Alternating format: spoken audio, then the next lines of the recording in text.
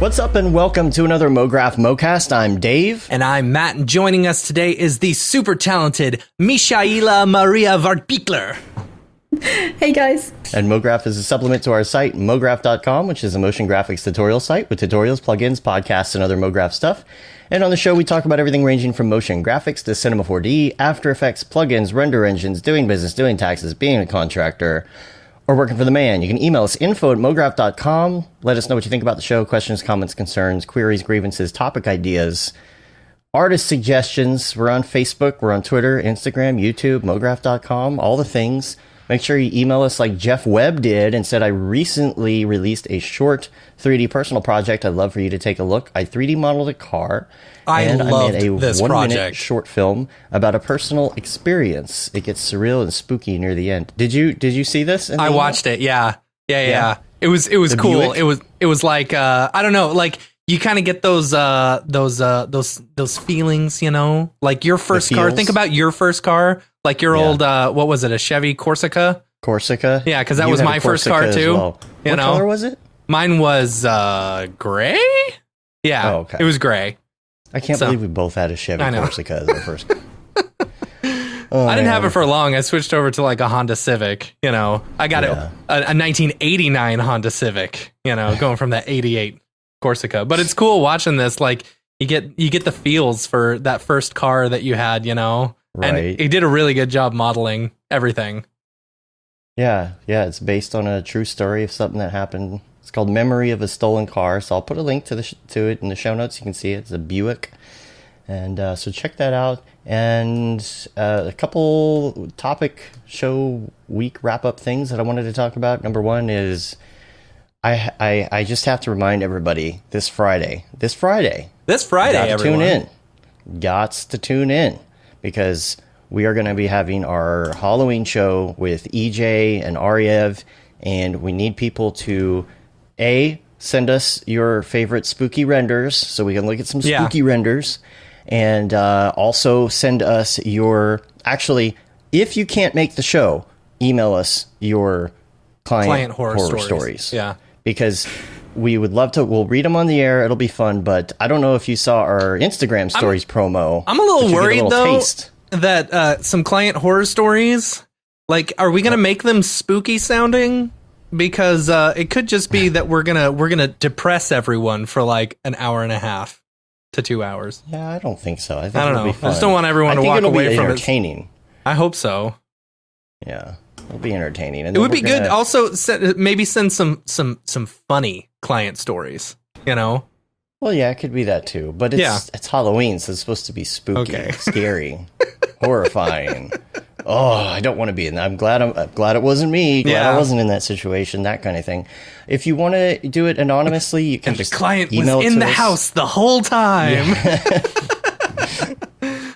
Yeah. So make sure you tune in. That's going to be at noon Central on Friday. Same time we usually do the show, but on Friday instead. And make sure you tune in for that. Make sure you call. The calls are going to be the fun part. If you saw the Instagram story preview, you saw Matthias in the middle. And he was, doing spooky sounds and things with his hands and things.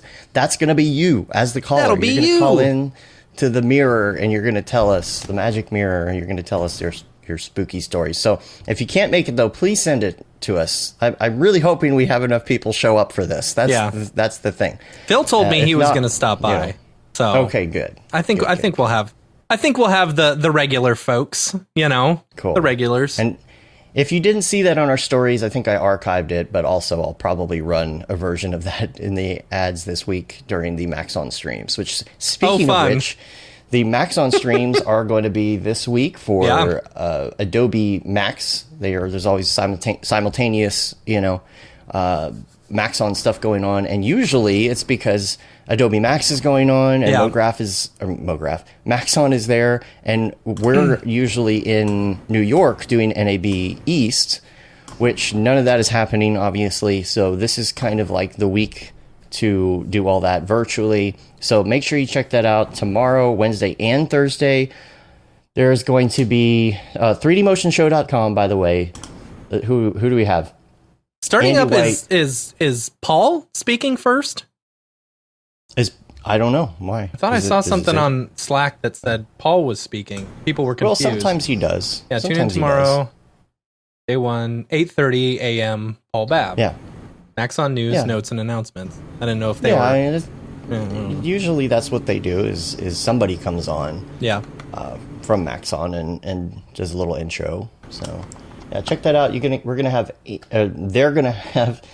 I mean, we're in the background, but Andy White, Brie Marie, Chris Pretty, Chris Schmidt, Ethan Shaftel. I hope I'm saying all these names right because you know how we do. We're like really bad at it.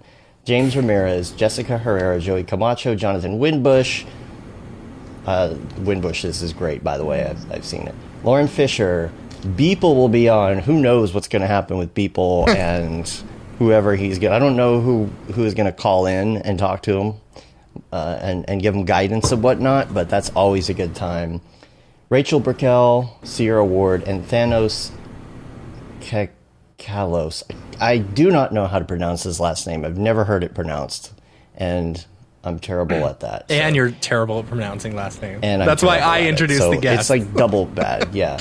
And you're not good at it either. I'm not, no. You know. I have to practice it over and over and over again. That's why I'm glad you do it.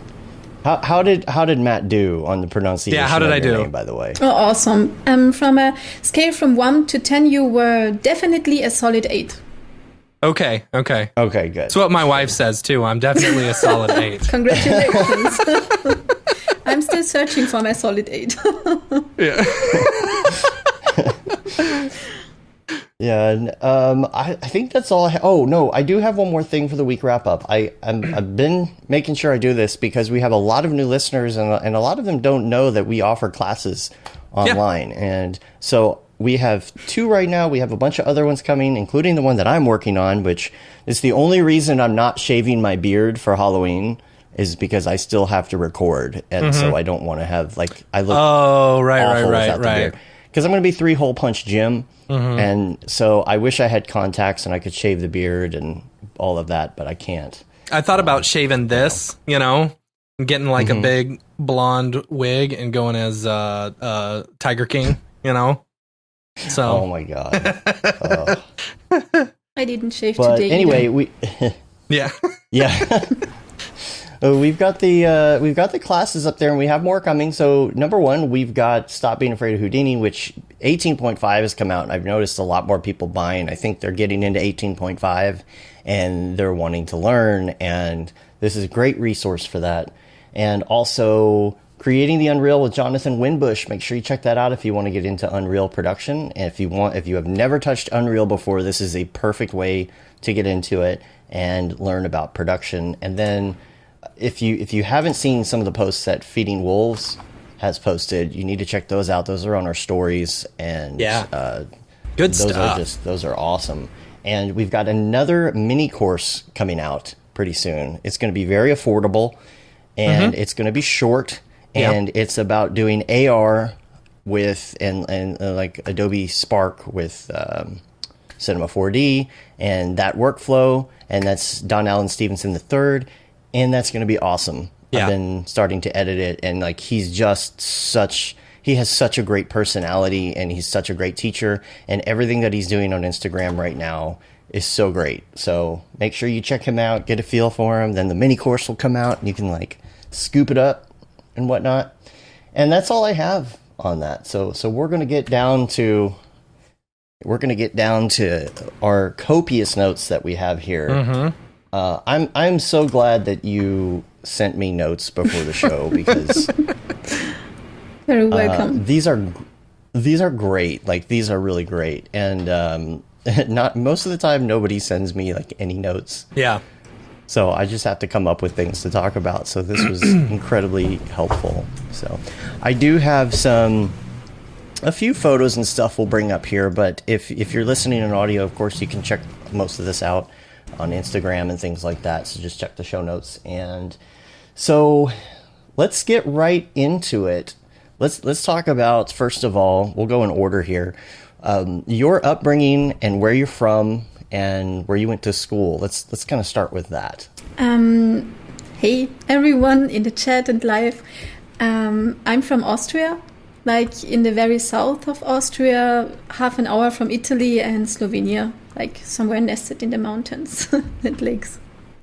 And actually, I attended a higher technical college after the regular school, and I actually got an engineer's degree in software development from that school, and I really enjoyed that. It was super cool. So all the programming and mathematics and physics stuff, and it was just a little bit too stiff, so I decided to switch to go to the University of Applied Science in Upper Austria and studied media technology and media design for 2 years, which was super cool. And then I get the super cool chance to work in one of the biggest advertising agencies here in my little city. But for my city, it's big, so it was. Where are you at? I'm in Klagenfurt. What's your city? Okay, yeah. I'm looking at a map right now, so I've got a general idea. We have, I think, 2 cities with more than 100,000 inhabitants, and I'm in one of those. And I lost my screen here. Let's see. Oh. I don't know what. I upgrade. Oh, that's what we didn't talk about, Matt. We upgraded our systems. Yeah. So it's like changed everything around. Oh, yeah. There we go. Now you can see my screen. So Beautiful. Yeah, and I see the pictures of you with. You have 2 dogs. Yeah, it's like the family dogs, 2 dogs. more or less, Yeah, and studio dog. So Your Instagram is just like, it's like you live in like the deep woods, like the deep woods. yeah, you can. That's exactly how I spent my whole childhood, in the forest. Back then we have no smartphones, and the only app we had was outside. So I literally spent all day in the forest searching for adventures, and could spend all day with my sister at the river building cities from stones. I think that's why I have this passion for 3D and building stuff. Yeah. And yeah, that's basically the reason why I was always searching for ways to express all these words and scenes and stories I have in my head. So I began from everything traditional you can think, like graphite, pastels, scratchboards. Scratchboards are actually really cool for everything that has a fury, so hairy. So like the wig you were wearing would be perfect with scratchboard. Yeah. And it was even singing in a band with classical voice education, writing songs and stuff. But with all the 2D stuff, some at some point you have this border.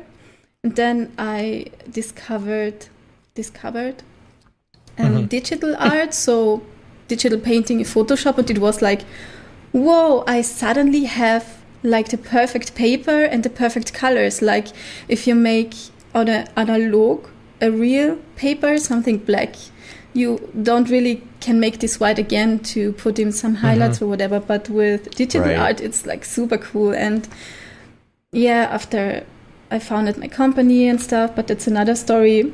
I finally landed at 3D, and for 2.5 years ago and I'm hooked since then. Like the only limitation you have in 3D really is your GPUs. Yeah. Like we were talking before. That's like, I'm super passionate about this. And I'm still stuck on the I'm still stuck on the forest. I'm I'm looking at your Instagram right now and just like in awe of the. Oh yeah, that was yesterday. Forest. So jealous. And I can see how like you would get inspiration from this. Like this is like this is scary woods to me. Oh, this is super scary forest because it's a part forest and a part swamp. So there's this place where the two merge together, and this is super cool. It's super creepy, but super cool. And I think every forest holds a secret. You just have to search for it. Are there a lot of like wild animals and stuff in there? That's what I'd be scared of. Because there are bears and wolves coming back to this region. There are programs to bring them back, and my grandmother, who is really literally living in the mountains, told her, oh yeah, last week my neighbor told me that there is a wolf running over her meadow all the time, and I was like, not sure about this. I think wolves are probably more scared of you than you are of them. Yeah, pretty I don't sure know. about this, but don't quote me on that for anyone who gets attacked by a wolf. T-Rex? I'm not too sure T-Rex? about bears because, since I'm a little child, and I don't know why I'm talking about this officially to so many people, but okay. And I have this strange dream of bears ever since I can remember, like sometimes once a month, then sometimes 3 days a week, but literally since, more years than I want to admit now. It's your spirit animal. Yeah, but it scares the S out of me in my dreams. It might be your spirit animal. You never know. Oh. So, when you took the software development courses, I'm interested to know how you pivoted from that, and were you able to incorporate some of the software development background or stuff that you learned in that program into what you're doing in 3D and animation? Yeah, of course. Like all this technical background helped me a lot to get into all these 3D programs very fast. And since I love this technical stuff and mathematics and stuff, and 3D is pretty much a combination of creativity and this technical aspect. This is like a playground. So I really love this. But when you learn to code program like Java, C# and stuff, you get a certain way of thinking. Like you are trained to think every possible cases, from the best case to the worst case, and every possible case between, because you have to catch all the possible cases within your code. And when I'm doing now a concept art piece or anything, I have this process to come up with ideas and stuff, and when I'm set with one idea and a scene, then I take back one step. So I go back one step, and then I really think about all these cases. So I'm populating the scene then because of logical reasoning and stuff, and there comes this programmer thinking in very handy, because you just it's automated to think all the possible cases and steps through. That's super interesting, actually. I think Dave and I are similar in that way. Oh, cool. Like we're the reason I really pivoted to 3D. Like I was into After Effects and I wanted to make logos 3D. But then I got into it and I really loved the technical aspect of it. Yeah, exactly. Not so much the art, but more of the technical aspect of like learning how it all works and stuff like that. I know Dave is definitely like that. Yeah, for sure. Yeah. It's so cool to talk to people who know what you're talking about, actually. Right? Right. Yeah, so I think you mentioned, I don't know exactly how you put it, but you said something about the programming being kind of stale or something. It was just what kind of like made you, I mean, I know your inspirations and stuff, but what really made you just like decide like this just isn't for me? Was there a certain point that you're like, this like the software, the coding part just isn't for me? Or was it kind of just was it a gradual transition into what you do now? Actually, I went to that school because I don't really know back then what to do, and that school has always been my father's dream. So I was following his dream for 5 years, and then it was pretty obvious. It's cool, but I'm just missing this creative part, this telling stories, and it's something like I can come up with in a snap. Is this the correct word? And so the media technology and media design study was perfect, because we were taught to code there as well, but also the creative stuff. So I had a cool advantage there. because I'm the type of person who I am very technical, but there's something about code for me that I just don't get it. For like me, I it's- just it's not that I don't understand the aspects of it. It's just like it's not for me. As technical as I am, so I kind of understand that position because I would much rather be doing art or something like that. So I wanted to talk about your companies because you have a couple different companies, and let's see, 2013 you founded your own digital arts agency. Talk about that a little bit.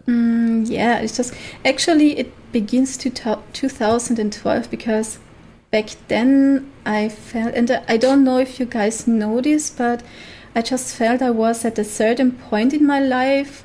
I had this job in the agency, which was super secure, and I had this relationship that was not even an 8, it was more like a 5, so it was not bad, but I just was at the point when I thought, well, either this is it now, or I just risk it and take a whole new way.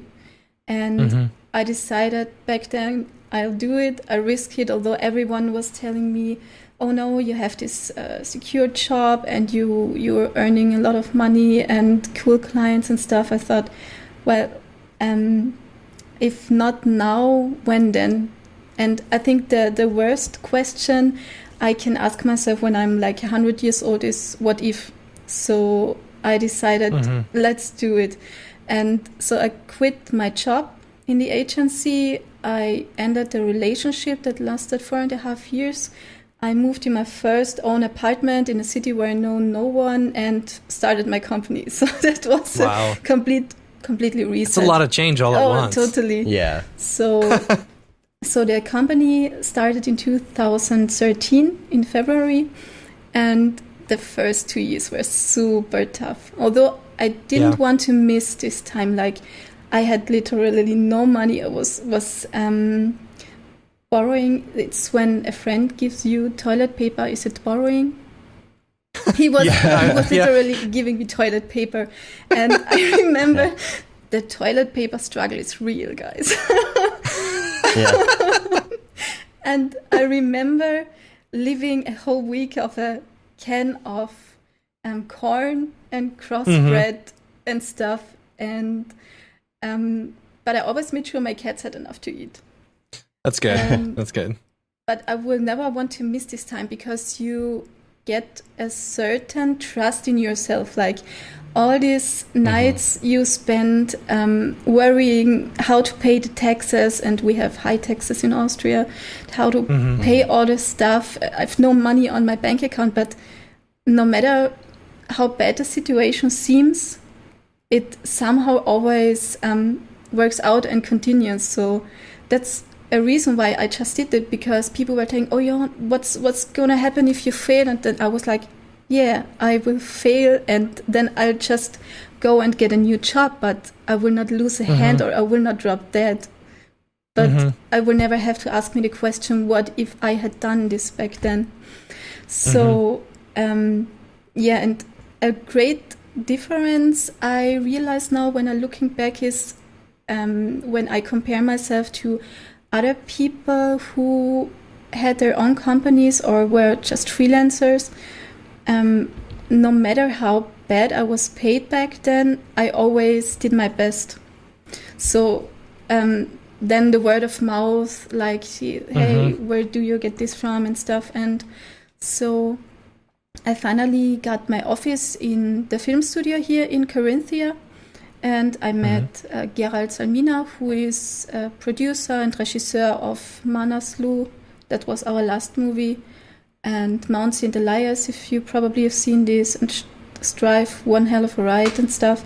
And I got one chance from him to work on something because they couldn't reach the other guy. And so I did what I always did. I gave my best, and he liked it. And that's basically the beginning. And now in the meanwhile, I think for 4 years now, I'm doing all his graphic design, all his animation, visual effects stuff, and it's super cool. We did really amazing things, commercials for Red Bull and Audi. And our last feature film was like a dream coming true, having the premiere in the oldest cinema in Vienna and stuff. That was amazing. That's awesome. That movie was actually the reason why I started into 3D, because Gerald was like 2.5 years ago, hey, we're doing this feature film about Hans Kammerlander, who is a super famous climber and an awesome guy. You should really check out it. We just finished the English synchro version. And he was like, yeah, you're going to do the graphic, branding and visual effects and animation stuff like always. And I need some 3D animations of Mount Everest and Gasherbrum, who are 2 mountains in the Himalaya. And I was like, okay, let's learn 3D. That's basically a beginning. And then I watched almost every tutorial out there, of course, from David Arieff, big fan boy girl here. I'm a big fan too. And EJ, of course, was a big fan. Yeah. Yeah, that was basically my start into 3D. And then, of course, when you're in 3D and you find that, there are assets out there you can go and buy and use in your projects, you sometime land on the Kitburst 3D website, of course. And back then they had this contest going on for industrial. And I was like, whoa, I can download this pack and build my whole world out of it. It's like the dream I had since I was playing in the woods, like many years ago. And so I did this, and back then I didn't even know the difference between concept art and matte painting, but somehow I managed to make the 3rd place in the contest, and I was so excited, and even more hooked since then. And which place was it? The 3rd in the industrial, and the post-apocalypse, it was the 1st. So it was super excited. Yeah, it was like, I'm try and bring this. Did this really happen? This is it, right? I have a lot of content from you. This is the one, right? Yeah, exactly. That was the 1st place. Yeah, it's beautiful. It's funny. Who else was on our show who won a place in this competition? Was it Gustav, or was it? Now I can't remember. Yeah, I don't remember. Somebody else won. Somebody in the chat will know. Somebody got, I think, 2nd place in this competition. I'm trying to remember who we were talking to. It's all a giant blur in my head now. But you also have some of these different, like, behind the scenes things that you brought up. We'll have to, like, put some of this on show notes so people can see it. But you have kind of like some photos of like your sketching styles and the way that you go about kind of coming up with ideas and things. I think this is really cool because like I never spend this much time. Like I might kind of sketch something out, but I'm really bad at drawing in the first place. So I'll just kind of, put some stick figures in a scene and say, this is how I'm going to lay it out. Hey, the Stickman is legendary. Yeah. But this, like, you've got like some pretty incredible sketches just in general. And where did that come from? Did that come from school, or is that from like when you were younger, when you were I think I was in the forest and stuff? Yeah. I was one of those strange children who were just drawing all the time and being alone with myself. So even in school, I remember my teacher were calling me Alice in Wonderland because I've always been in my own world and drawing. But when she would ask me anything, I always knew the answer. So I've always been best in class and stuff. So she just let me do it my thing. So I've always been drawing, but I think the drawing part is my weak point, actually. I really should work on it. Well, it's way better than I can do, I'll tell you that. I'm loving the way that you do your notes here, because it's like you take what you've been working on and then you scribble on it and say what you want to do, what you want to add to it. And I've never really thought about that before. I'll just look at my own thing and be like, yeah, what should I do to this? But like, I really like this. This is actually what I learned in Chama Chorabaev's course, Concept Art for Movies. That was such an incredible, helpful tip, because I'm using this now every time, and it saves just so much time to think about what you want to do and post to your pictures up front. Otherwise, I'm just like, yeah, should we do some fog here or there or some whatever, I don't know. So you have this clear plan up front. It's super helpful. Yeah. Is this whole piece, I like is it that. all 3D, or is it 2D pieces composited on top? This is all 3D. Wow. Because I like what you do. Like, there's lights over here, and you kind of put the lines off the lights, like make that brighter. And then down here, you have this area where you wrote 2CG. Yeah. And Whenever something the person looks too standing perfect. on top. Yeah. And like the person standing on top here, you kind of do like, okay, I need to add smoke right here or something. You know, I like that. That's an interesting technique. And I'm working on a couple things right now. Maybe I'll try that. Maybe it'll be helpful. Yeah. Let me know how it works for you. I have found, like, scrolling through TikTok and stuff, I found a few artists that have talked heavily about sketching out your work beforehand. And I've only done it a handful of times, but I will say it's very nice to have a general idea of what you want it to look like ahead of time, so that you're not trying to figure out like, camera angles and, I want this and this and this and this, and just kind of figuring it out as you go. Like, you're quickly sketching something and getting all your ideas out immediately, and then kind of organizing them before you start. Yeah, but I found I do the sketching part because, I think I am supposed to. But then I scatter like 5 million buildings or whatever into on a plane, and then I just take the camera and be an explorer in this world, and I just find so many cool things, and very often I have to admit it ends up completely different than my sketch. Don't tell anyone. That's funny. And that the mentorship class, we'll try and find a link to that as well. Is that something that's still going? How do you pronounce that name? Chama Chorabaev. Chama? Let me see if I can send the link to you. Concept art for movies. Huh? Yeah. I'm gonna have to look that up. Concept art for movies. I'll put that in the show notes if we can find it here, so people can check that out, because that's pretty cool. I like even just that one idea. And so let's skip ahead. Oh wait, before we do that, also you mentioned that you did some jobs for people like Red Bull and Audi.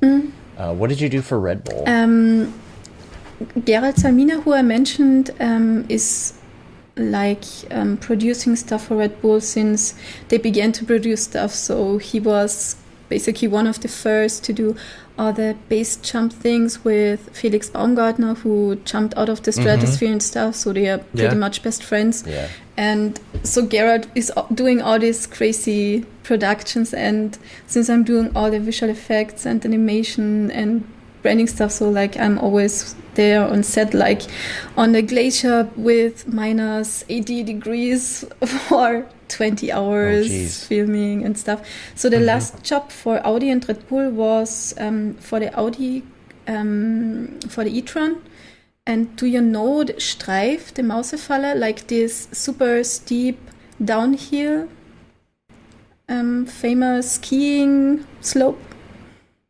I don't. I mean, I haven't heard of it. Don't but worry. It's just like it's super famous in Austria. Exactly. Yeah.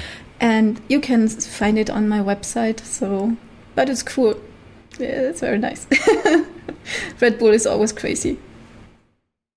Yeah, I mean, they're so into sponsorship for literally everything. Everything crazy, yes. Yeah.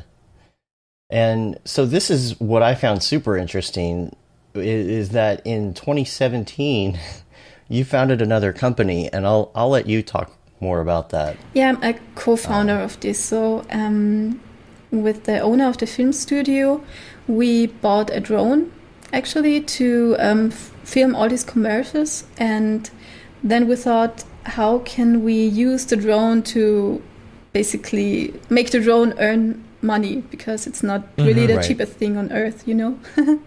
And so we just found out that there are a lot of applications for drones in the industrial and building sector. So in the meanwhile, we have a fleet of, I think, 10 drones, beginning from the big DJI Agras, who is like 2.05 meters, down to the DJI Mavic. And jeez, that's huge. Oh yeah, the Agras. How many propellers really are on that thing? Yeah. Is it like a lot of like 10 propellers or something? Is it one of the big ones with the... It has 8. 8 with but double. And wow. We are doing a lot of industrial and building applications, things for archaeology. So like photogrammetry, where you take a lot of pictures and then you can create a photorealistic 3D model out of it for various applications, like for surveying and stuff. And reverse engineering, which means you have a building, for example, you make the digitization inside and out, and then you can draw the plan if the plan does not exist anymore, or you want to check if the plan is similar to what was actually built and stuff. So super interesting. And there are these building information models and some really, really exciting stuff. Do you end up using any of your like software background for any of that? Is there any software that's super complicated, or is it kind of like pre-made software? Like what is it called? What's the photo scan software called? We have Pix4D and reality capture mostly. Yeah, but we have an employee doing most of the stuff when it comes to preparing the 3D models for, I don't know, someone who is planning a so what's the English word? Solar? No. When you use plates to collect sun energy. Solar. Oh, solar. Yeah. Solar, okay, cool. Yeah. He's planning a solar field. So I would take the 3D terrain model and just make a visualization of how it will look, and then he can go to all the government and get the permissions and stuff. So of course the 3D background is super helpful. I was going to say that real quick, that sounds like a big pivot, you know, from doing the animation, 3D effects and VFX over to, you know, a drone company, you know, shooting and stuff like that. Yeah, although I'm not too much integrated in the operational part of the drone company. So we have 2 employees, one pilot who is flying the drones and building stuff, and then we have a girl from Mexico City, and she is like geo information and stuff. She's doing all the data prepping and stuff. So I'm just more in the background. So is this is this company in sorry, what's the word? Austria? No. Yes, it's in Austria. In addition to the company that you founded in 2013. Yes. Like, is that work still going on? Sure, of course. Okay. Yes. Sorry, trying to get my timeline right. No worries. So what about sensors and stuff? Like, are you messing with LiDAR sensors and all of that too? We're having these handheld scanners for stuff on the ground, like for really old pictures. And then we are putting laser and LiDAR scanners and flying them on the drone as well. So if you combine photogrammetry, which you get with the pictures, with laser and LiDAR scans, which are super exact, like down to 0.2 millimeters is the SEP horizon, I Gee, think. really? And you combine those, you get these super exact 3D models, which are super awesome. Wow. Very cool. That is cool. I imagine that helps a lot because photogrammetry can be tough, but if you have LiDAR data coming in, that's got to be a lot easier. Yeah. Gosh, 0.2 millimeters, that's pretty good. Yeah, are those like they've got to be very heavy as far as how much space Yeah, that how takes much up data? for the data.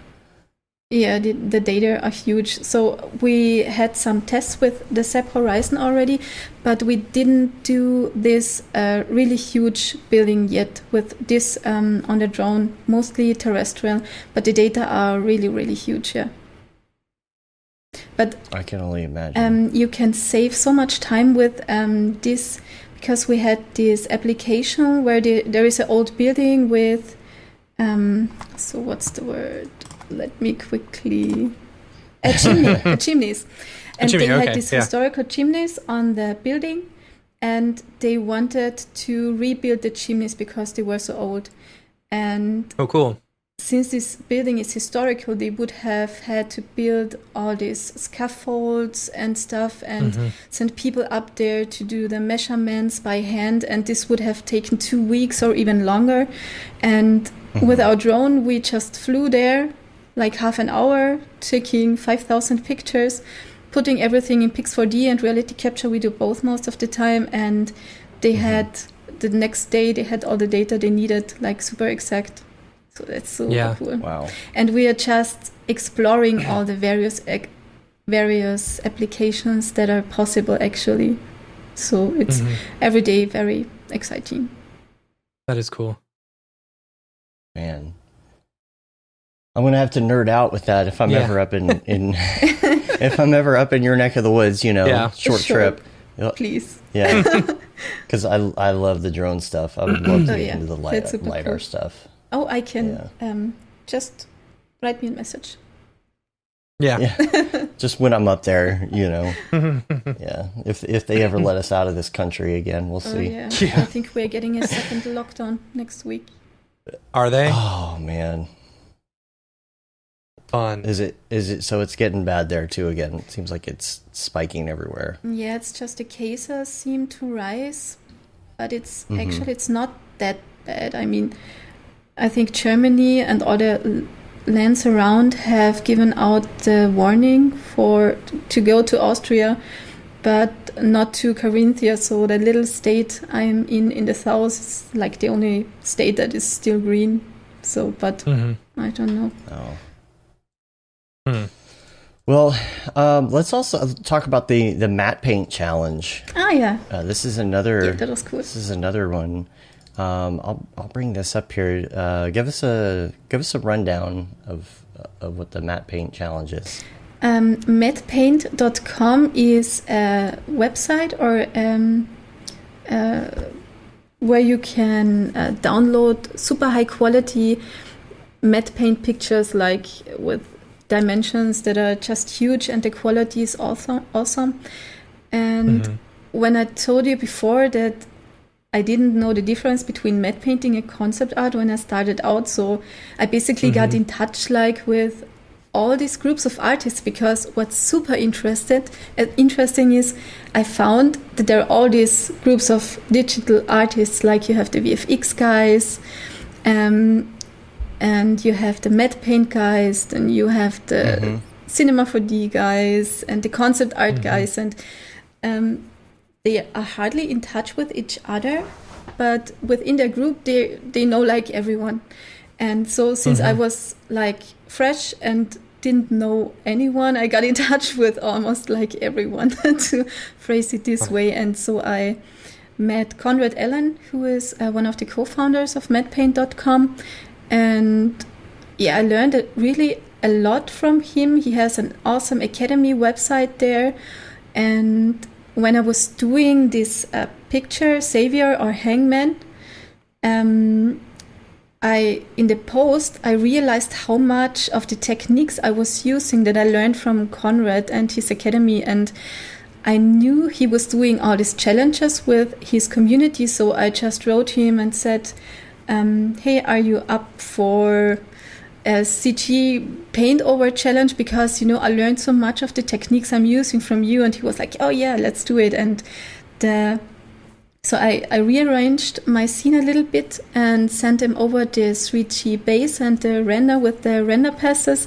And with what they come up with is just so amazing. And I think the collaboration of a 3D guy and a matte paint guy, you get results that are just awesome. You just have to look at those pictures they created out of the 3D. Yeah, that was the 3D base.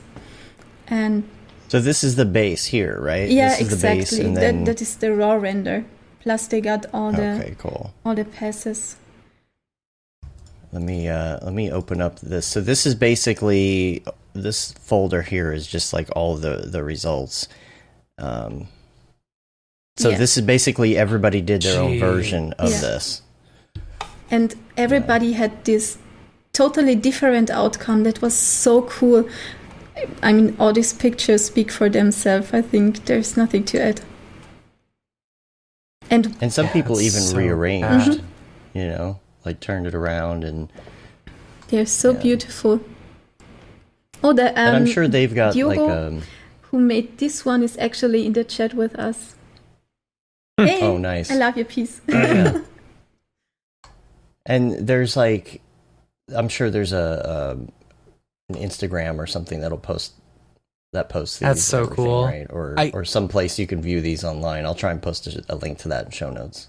I love this type of stuff. It's cool. I used to back when I was in college or fresh out of college, there was a Photoshop contest site called worth1000.com, where someone would post like a theme or something like that, or an image, and then you'd have to create something. And it was so cool seeing everyone's different versions of the exact same thing. I was so surprised. This is so rad. That's so awesome. It's amazing, how much detail they're adding to it.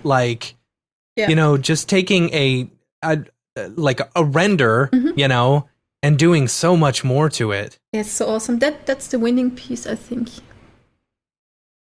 So nice. Yeah. Yeah, it says this is the winner. Wow.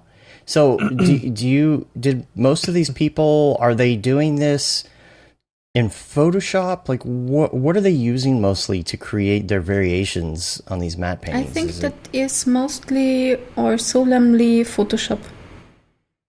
Yeah. And Ian Wickner, who is one of the mentors there too, he even made a tutorial on how to use all the render passes and stuff, which is super awesome. You can find this on their site. You should really check it out. I learned so much from looking at what they created out of this, and I was like, I should not show my original. That's funny. Turned out so awesome. Do you do any work in Procreate? Like, what is your workflow like if you're doing digital painting? Mostly I have this, like for the Kitburst 3D stuff, I have this the theme, and it's somehow hard to describe my process, because as soon as I begin to engage with a subject, like it was with post-apocalyptic, it's like my brain turns into this frequency like a radio, and then inspiration just finds me everywhere, or I just find inspiration everywhere. It could be everything from the blink of the eye of a stranger, or an article in a newspaper, or just the smell of the first snow. And it's all these little moments of inspiration that could ignite a whole story. I'm pretty sure you know what I mean. And the trick to this actually is you need to quiet your mind. And this is actually because often the inspiration finds people right before falling asleep or waking up, because then your mind's quiet. It's like your conscious mind takes one step back, and your subconscious mind can come up with things. It's like when you want to buy a car and suddenly you see this car everywhere, right? It's like this selective perception you have. And so what I do is just begin to really immerse into this subject emotionally and mentally. And if I have to do any research, watching documentaries and stuff, and I consciously do not look at other artists' work because I try to process my own thoughts. And then mostly I have all this inspiration everywhere, and then there is this moment when I have this picture in my head and I just feel like, oh, this is it, or I have this more often. And so I go to Procreate and do some of the Mad notes you just saw before, and try to line out the base scene, or I hop into VR with Gravity Sketch and make a rough layout of the scene. And then the programmer's thinking comes in super handy, because then I can look at the scene from a very analytic and theoretical perspective. So then I what bring app is that again? This is Gravity Sketch. Okay. I love this. This is so cool. You finally are able to stand in the middle of your scene, and you have feel all the distances and the depth and the heights and stuff. And this is so awesome. I really love this. And as soon as I'm done with this, I bring it into Cinema 4D and do all the population stuff, scattering stuff, and I use Octane Render then for the render passes. And when I've got those out, I hop to Photoshop for the post. Yeah, actually, that's the bridge of you saw in the VR before. Wow. So when you're creating that stuff in Gravity Sketch, for example, do you use that geometry in the final, or do you rebuild that? Yeah, geometry? It depends. When I'm just trying out some layouts to get a feel of the distances. So I bring this in, but then I replace it with like buildings and stuff. But in case of this bridge, I intended to use the bridge then, because in VR you can do this super organic stuff and shapes super fast. Like take the plank and that is scatter it. So cool. Yeah, that's the VR thing. Yeah, the final of this, like just seeing it go from Gravity Sketch to what you have here. Yeah, I mean, I'm blown away. That is so cool. That was so much fun. Oh, and this is the picture I send to my clients when they are late with paying my bills. And and when they are super late with paying the bills, I retouch the heads in it. No, just kidding. I never did this, but maybe I should try. So, like the okay, if you're following along at home, first of all, and you're just listening, go find the title of it is Feeding the Pet. And do you have all this? This is on ArtStation as well, right? Because you have a pretty big ArtStation account, I think. So if you're looking for it on there, but I'm looking at this and I like the render passes that you have on it. How are you doing like the texturing for the normals and everything else? Do you have a library? Are you building anything texture wise, or how do you go about that process? Because like if you look at this dragon, for example, let's see, I'll go back to the other photo here, and I'm looking at the passes, and you have normal maps and you have everything else on it. Are you creating any of these by hand, or are you grabbing textures from like Bridge or something like that? Yeah, so what I always try to avoid is anything that has something to do with retopology and laying out UVs. That's like my two super pain points with 3D that I just couldn't force myself to do properly. So most of the stuff is from Quixel, yes, the Megascans library. Yeah, that's cool. See, I need to get into that as far as making your own textures. What is it called? It's not Bridge, but it's the other Mixer. Mixer. Mixer. Mixer is cool. Yeah. For those who don't know, who haven't taken Jonathan Winbush's course that we have on Mograph.com, he's got an entire chapter on Mixer, and I was blown away by it. It's so cool. Sorry, go ahead. Super awesome. Yeah, it's something that when I'm creating something in Cinema 4D and I realize I need to like take a texture that's already made and update it, but then it's like, oh, I've got the normal map I got to change and the reflection map I got to change and all of that. That's something invaluable, like to have around. But what other resources do you have as far as textures besides? So Quixel Megascans is like the first go-to, then the Kitbash 3D library, of course. And DAZ 3D I use often for characters. And the big, medium, small stuff from Charma, the character packs and stuff, they are super awesome. I don't know that one. What is that one? It's a bigmediumsmall.com. And Okay. I have an announcement to make now that we are so official here, that I recently joined Charma's team on Big, Medium, Small. And we're Awesome. planning some pretty cool stuff, so definitely stay tuned. And maybe subscribe to Instagram to stay up to date if you want. Yeah. So cool. And you've got this other piece here called Savior or Hangman. Tell us about that one.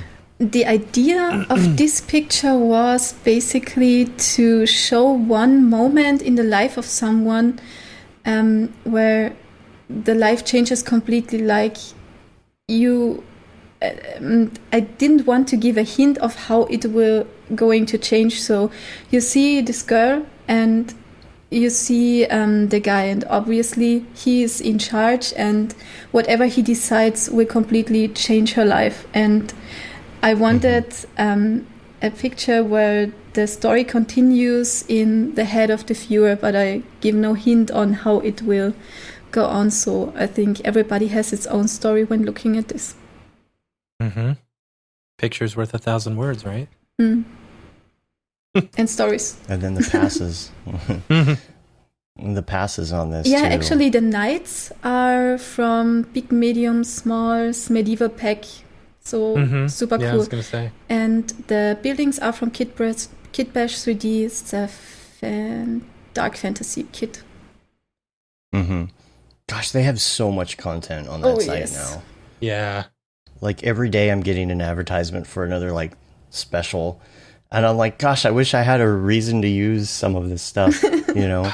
These characters on Big, Medium, Small are so detailed. Yeah, they're so cool. They are all handcrafted. Like they're doing so much. They're putting in so much work in every single of those.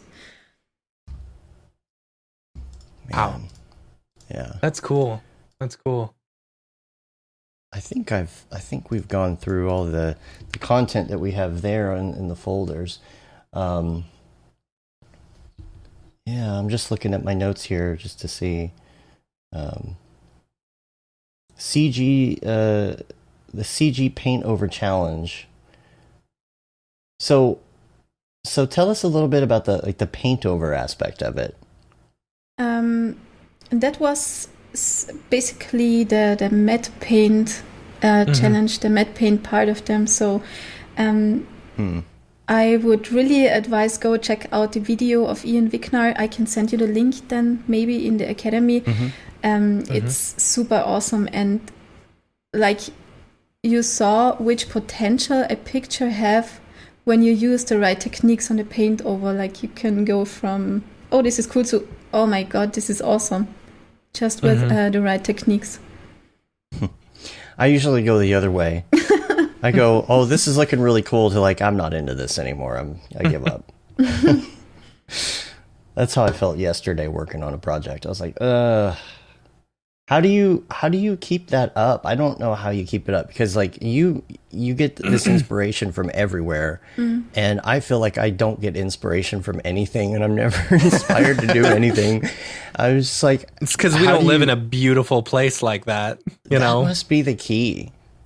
Yeah, I don't know. But I think what you could try is to listen just to your own mind and to really get the hints of your mind, because your subconscious is working all the time, right? You should try to quiet the outside. So get rid of all the social media pop-ups and stuff, or spend some time doing something completely different, like confuse your brain. Like brush your teeth with your left hand or anything like this. It's like you just it's like confusing your brain, so it comes up with all these new neural connections, and I like basically that. a little I like that a lot. bit of resetting. And I totally recommend to anyone, just go out into the nature, but without your smartphone, because this is already backed up by science, which is super interesting. When we in our modern world here, surrounded by concrete and metal and all the smog, live in an excess of positively charged ions. And in the nature, there is an excess of negatively charged ions. So if we go out and you hug a tree to defragment your brain or whatever, there forms this equilibrium of electric charges, which doesn't only quiet your mind, but also your body. And this is super interesting. I wonder, like, how your brain reacts to being out there without a smartphone, because there's part of your brain, I assume, that in the back of your head is saying, well, if I see something cool, I'll just take a photo of it. Yeah. But if you don't have that ability, you have to remember what it looked like if you want to sketch it or describe it or... Yeah, you're stealing yourself a lot of moments. That's true. Because I know it from myself, like the pictures you saw from the walk yesterday, because that's actually my preparation for the interview. Like, I'm super, super nervous all the time when I'm thinking about all the people who will hear this. And to calm myself down, I just, let's grab the dogs and go into the forest and the swamp. And after them, I'm super relaxed. It's like, so... I totally recommend. It's like nature. There's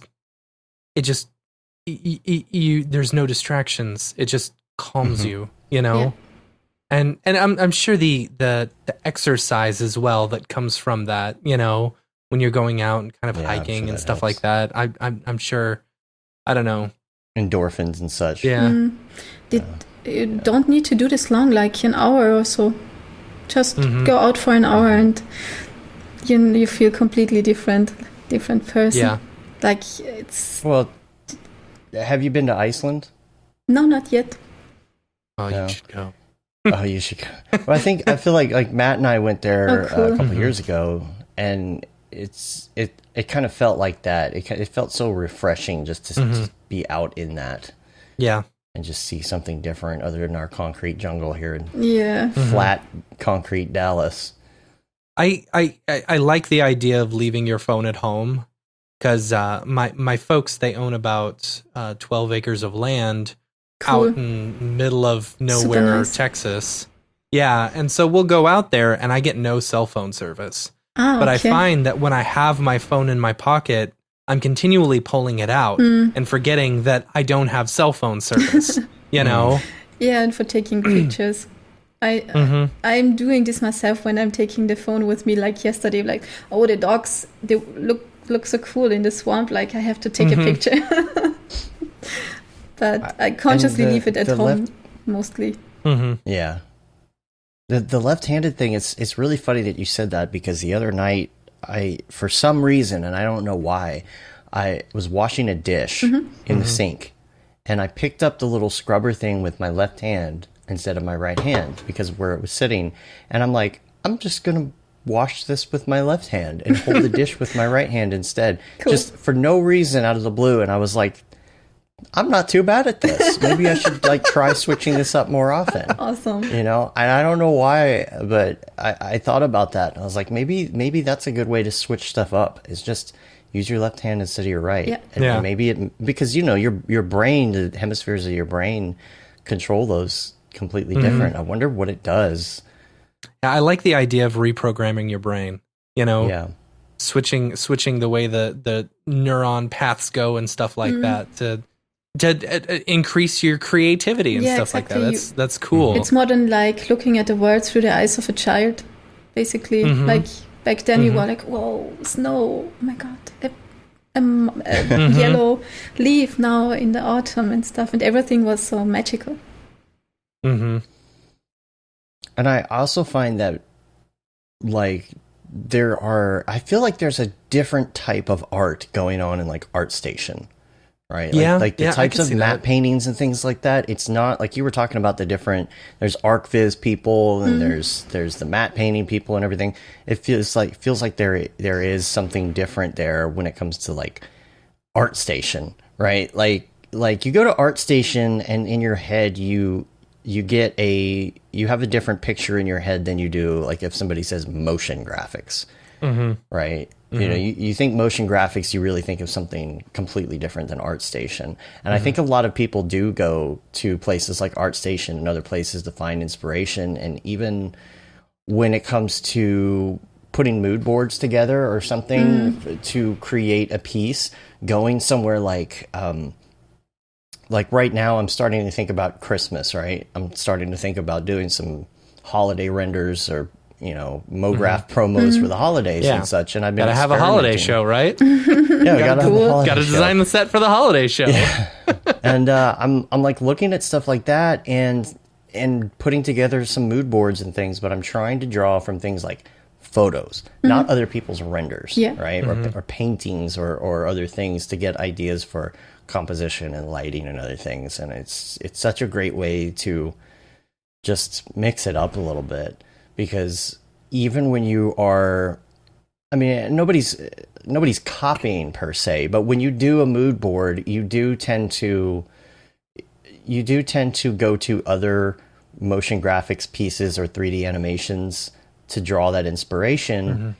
And it can just end up looking just like those things. Yeah, it's like, you know, so going outside of that. The funny thing is, you see on those platforms then sometimes trends popping up, like people getting inspiration. Like there was a trend on ArtStation with these stick villages coming out from, and suddenly everybody was doing like these stick villages. Was super funny. That's cool. Yeah. And Chris H says, where did it go? Oh, I need to figure out how to add medieval characters into all my work. I like that idea. So as far as your setup, though, let's talk about setup a little bit. You've got a pretty good setup. You've got 4 2080 Ti's. Yeah. You've got, nice. Okay, I want to ask you about this, because you've got the Threadripper 2950X. Yes. How many cores is That's that? a 24 core, right? No, it's the 16 core. Oh, 16. Okay. And 32 threads. Yeah. Basically, because in my, I have all these words I'm working in, like the VFX and animation word with Gerald, and then the drone word and the concept art word, and then I have this branding world where I'm doing with business partners, business development, brand words, product launches. Like right now we have 2 going on, which is super stressful. And for those, I'm doing like all the branding, then the graphic design and the product design. And then I build the product in 3D and do all the renders. So I needed a really beefy machine to put out all these 5,000 pixel renders of all the products like instantly. And I love my render robot. And then the RTX 3090 came out and I'm like, what? I know. Yeah. And the well, we've been having issues with it. That's why I really? With the Threadripper. Yeah, with the Threadrippers. Which is why, not the 3090s. I've heard, I haven't heard anything bad about any other one except for the 32 core one that we got. Like that's really? the only one that I've heard people have. Yeah, that one, the most expensive one. Yeah, we have people have issues 32 core one in the computer for the drone data stuff, and it's super reliable until now. So, but it's working almost day and night for 8 months now or so. Wow. See, that's doing a lot of number crunching, and when it comes to other stuff like audio and editing and everything else, video, all of that, we had so much trouble. We talked about this on previous shows, but we side graded to i9s and put new motherboards in, and all the gremlins are gone. All the problems are gone. All the audio pops, all the lockups, all the USB issues. Everything is working. Okay. Perfectly How many now. GPUs do you operate with the E9? We've got, I have 3 in mine. Yeah, I How have many 2. I just have a 2080 and a 2070 Super. Okay, because For now, until we can get our hands on those 3090s, right? Yeah. Because I wanted a i9 as well because of the speed, of course, the frequency, the clock rate, and I was building my machine together with MIFCOM, who is a company who is specialized in building all these machines, and he told me I would have a problem with the E9 with my 4 GPUs because of the lanes of the processor, so there could have been a bottleneck. So I decided for the 2950X. But you're There's not always having any something. problems. Yeah. I mean, I think what we're going to end up doing in the end is probably just getting 2 3090s. Yeah. So we'll probably Sounds be fine. beautiful. I know, right? Assuming we can find them somewhere. Assuming we but- can find them. Dear Yeah. Mysterium right now. Super mysterious. Yeah. Hunt for the GPU. Yeah. I hope they just release something that says, "Here's the deal. Here's the deal. Here's what's going on. Here's what I mean, I don't know. I think this is the way it is every release.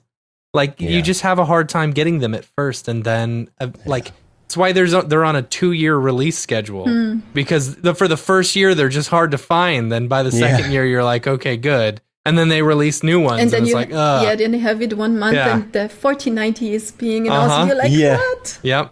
Yep. But it's okay because you won't find it anywhere for 2 years. Yeah. Oh, but man. I don't know. Like, I'll be happy. Like, I skipped the whole 10 series entirely. I went from 980 Ti's to 2080 and 2070 Supers. You know, Also, it was like a I won't skip the quantum 3090s. What? It was like a quantum jump. I think it is something Yeah. translated directly Yeah. from German. I don't know. It makes sense for you guys. Yeah, that makes sense. Okay, cool. Exponential jump. Yeah, exactly. Yeah. It's I swear, like, I don't know if anybody else goes through this, and I think somebody mentioned this at one point, maybe on Slack. It's like you go through these phases of like your computer starting to break down and not work right, and then you have to fix it, and once you get it fixed, it's like, okay, we're good for like 2 years, and then you go through like another until the next meltdown. Windows update. Yeah, that too. That's why I don't update. It's just like everything's good. Just leave it. Just leave it. It's fine. Yeah. Never change a running system. That's the first thing we learned in the programming classes, actually.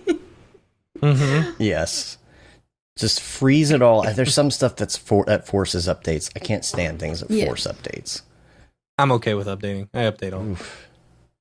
Except for I made the mistake of updating my Adobe apps, and that just wanted to messed say, me up. I saw the panic in your eyes earlier.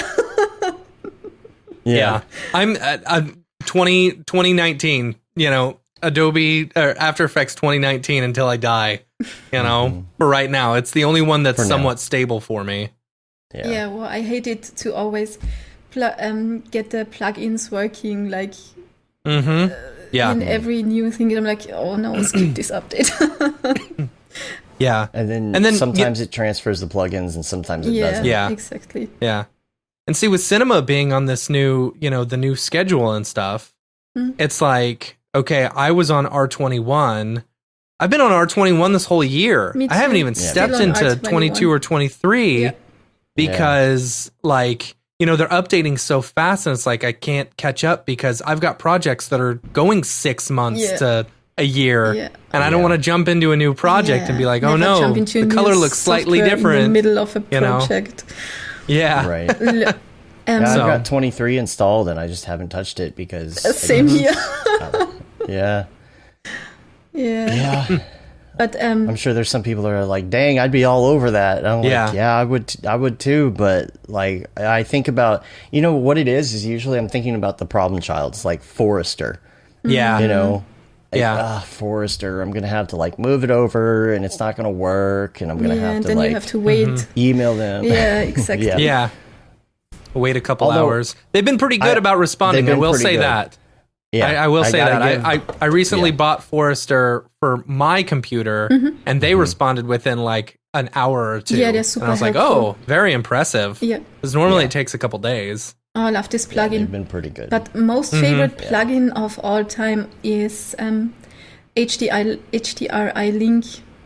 Yeah. I'm using this It's a good every one. time. Like, literally. Yeah. From product renders to concept art. Yeah. I use that, and I use their texture packs all the time. Yeah. The Same texture here. packs are great. Yeah, I start there, and then if I don't really see what I want, then now my go-to is, of course, Bridge. Yeah. Man, it saves so much time. Yeah, it oh does. my gosh. Yeah. Why did I not use Bridge before? Yeah. Yeah, good. I know. Oh, I love that stuff, yes. So cool. Now, I did want to ask you about some of the other VR stuff that you do, because you've got Gravity Sketch. I'm sure you've used Medium, right? Yeah. What do you do for fun with VR? The socially acceptable fun is definitely Vader Immortal and Beat Saber. Yeah. Totally love those. I haven't played the Vader. What? Tell me about Vader. What is God. the style of the game? I assume you are a Star Wars fan, right? Yeah. And of then course. imagine Darth Vader standing in front of you and talking to you, literally. I will not tell more. Just do it. I will not spoil the experience. It's super cool. You, since the controllers have those haptic feedback, is haptic the correct word in English? Okay. Have those haptic feedback, then you have training lessons with the laser sword, with the lightsaber and stuff. So it's so cool. You really got to try this. Trust me. I'm gonna have to check it out. Yeah, awesome. but they're not releasing a full game, right? It's in chapters. Is that right? It's 3 chapters, but it's a closed story in it. So the next will be Tales from the Galaxy's Edge, I think. This will be released in the Christmas holidays, chapter 1, but there will again be chapter 1, 2, and 3. But they are closed in it. So How long is each chapter? I think you can go through each chapter about in an hour, so 3 hours gameplay. About $10 an hour. Yeah, putting it this way, but totally worth it. I would have paid more. Yeah. Oh, I might try it out. Oh, you got to. Because I'm a huge Beat Saber fan. Oh, yeah. I love Beat Saber too. Yeah, I showed Matt one of my embarrassing videos the other day of me trying to complete. Yeah, it's pretty bad. It was Overkill. I love playing Overkill. It's one of the extension packs, and I forget. But I wanted to see A, how goofy I looked, and B, just what it looks like. I'm trying to figure out how to record it or how to do Beat Saber live or something, and so I've been messing with that, but. I'm just waiting because we've got the Quest 2, and I think it's going to have some tools to do that mixed reality. Yeah, cool. To where you can put yourself in it. I think at the moment you need a green screen studio to do it. We have that. Yeah. Yeah. And they just released a multiplayer mode. Did you try it? How is it? I haven't tried it yet, but I texted Matt yesterday. I was like, we got to try multiplayer. Yeah, I texted my dudes too. Because I'm so happy I have some super nerdy guys here around I can nerd out with. And we had like the best Sylvester ever last year. And New Year. Do you say Sylvester too? To New Year? Okay. No. It's the best New Year ever last year. We went to watch Star Wars Episode 9. And then we had our Mexican employee in the drone company here. She made all tacos and super cool Mexican food, and then we had 3 VR headsets, and we were nerding out all night Vader Immortal and Beat Saber, and that was best New Year ever. It's fun. That's nice. That's real fun. Yeah, I want to do the multiplayer after the show, Matt. We gotta try that. When y'all play Beat Saber, do you play with the arrows? Because I always play no fail, no arrows. Oh, Yeah, me too. I mean, Child's it's play. still fun. It's still fun, Child's play. you know. But I don't like to fail the level, you know. And the arrows, it's You are like, checking this. No, I'm not doing this. But where's the competition? yeah, but I like. Here's the thing, I like trying all of them on like expert, you know, Oh, Yeah. and Okay. to see how hard they are. But I do no fail, no arrows. There is one. so that I think it's cycle hit. That's pretty easy in expert. I think was Mm-hmm. it this one? like I can do $100 bills, of course, you know, that's the first one. $100 bills. Right, I can do $100 bills Yes, I on instantly expert want mode. With no fail, I could Get my probably do it controllers. with fail, but no arrows. You know, it's just I don't know. I just like I don't like to be challenged on games. you try I to- always go for the easiest mode. Then you didn't try the solo campaigns, or Is that not? No. Are there? it's when you I don't think when you so. start the app, then you choose solo campaign or normal gameplay and stuff. And if you use the campaign, then you have Mm-hmm. like a path you're playing through, and at every Yeah. stage you have a different challenge. Like one is that the arrows vanish after 1 or 2 seconds, and you have to remember Oh, geez. in which direction to hit it. It's super cool. Uh-huh. Somehow Yeah. your brain just All right, remembers. I'll have to try that. Yeah, and there Yeah. I will say, like, ever since we got the Quest, you know, I feel like I have been playing a lot more, and it's so easy because it's easy. Like, I took it over It's to my just so folks' easy place. to do So it. You just cool. put Yeah. it on. Yeah. I took it over to my Right, yeah. folks' place yesterday, and I was like, "All right, here, let's play." Yeah, you know, so cool. because No like setting up the computer. there's no and setting up the picking computer. There's no cables and setting up the sensors. Guardian it's area. like every You know, time people are here and they wanted to show with the Oculus Rift as I just need an update like 10 minutes before Yeah. something is Yeah. even working. Like, oh my god, we have this word in Yeah. German. Yeah. It's Vorführeffekt. It's when something is working all the time right, and then someone Mm-hmm. is watching and then nothing is working. It's like, oh, that's funny. yeah, it's Yeah. Yeah. Almost like Murphy's Law. yeah, exactly. Yeah. Is there a reverse of that where nothing works until like someone comes over to try and to explain to you what's going wrong, and then it starts working? Like this used to happen to Yeah. me all the Yeah. time. I'd have an art director come over and I was like, I'm trying to get this thing to work, and then it will just start working, you know? Yeah, it's So it makes basically me the look same stupid, thing. like I didn't know what I was doing. It's Yeah. exactly the same thing. Like I Okay. had this all the time when I was in the programming classes, and my code would cause any strange error, and then I would call the professor, and then we would run the program, and it would work Debug. perfectly. Like that's the Yeah. perfect definition of the Vorführeffekt. Mm-hmm. Yeah. That's funny. Yeah. That's funny. And the thing, Matt, like about Beat Saber is I kind of get what you're saying with like no fail mode. Mm-hmm. However, like I only turn it on if I'm trying to practice a section or something, so I don't, screw it up or something. Because for me, I use it as like an exercise routine. Yeah, it's so so I get cool. into it. Like I do more than I should be doing. Like I'm jumping around. I'm like putting my leg up, balancing, like just like really getting into You it. should really Like, make a video. Yeah. Yeah. Well, I've got it right here. If you'd like, I him can just totally going embarrass like Like myself. this the whole time. Can you show You want to it? see? Yes, I'll please. totally embarrass myself here, so you can see. It's pretty bad, but this one is overkill, and I love this one. I put everything on faster, like so it plays faster. Wait, you play it faster than it normally Play it is? faster than it normally is. Oh my Yeah. gosh. So I put it on expert mode and I put it on faster. However, I'm really not good I'm at. impressed. I need to practice now. I can do that. I can't do. See me putting my leg up. Yeah, I don't know. Jumping all around.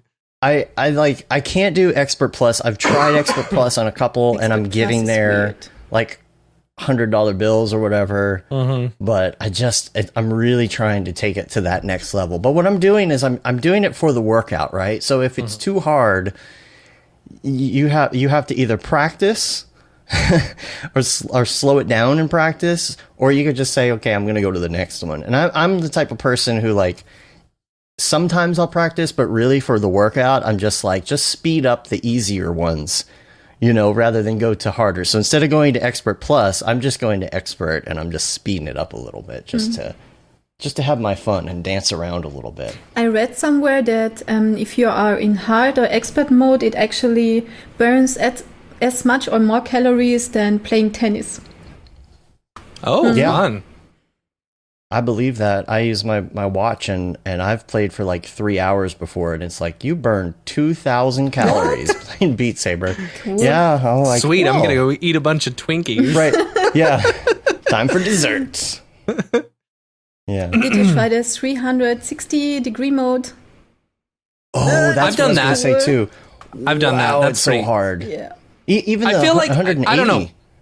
Maybe I did it on easy mode, but I felt like it was a little too easy. Yeah, it's man. Like it's I want it to be crazy, like to where I'm having to hop backwards and forwards. I felt like it just slowly moved you around. Yeah. Put it in expert mode. All right. You got to use arrows at least, though. No, no arrows. You got to go to arrows. No fail, no arrows for life. I don't know anything about multiplayer mode, but is it something? Okay, are you both? Can you see each other? Are you playing at the same time? Yeah, I don't know exactly how it works because I'm super excited about this. It would be cool, but confusing at the same time. So I'm super. What's the word? Excited? Yeah. Stoked? Yeah.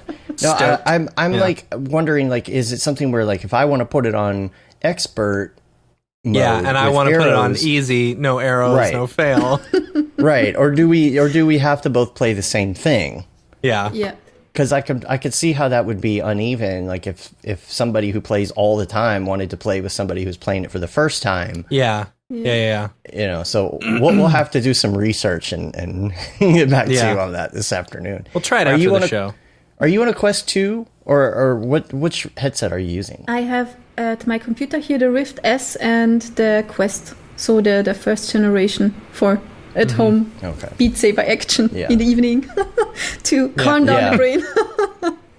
I feel like they both have their place, Yeah, totally. I still feel like I'm going to use the Rift S.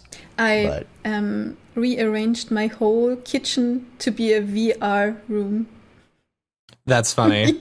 Nice. That's funny. The desk to the wall, so I have this 2 meter per 3 meter free space, and then I just lock the cat out and yeah.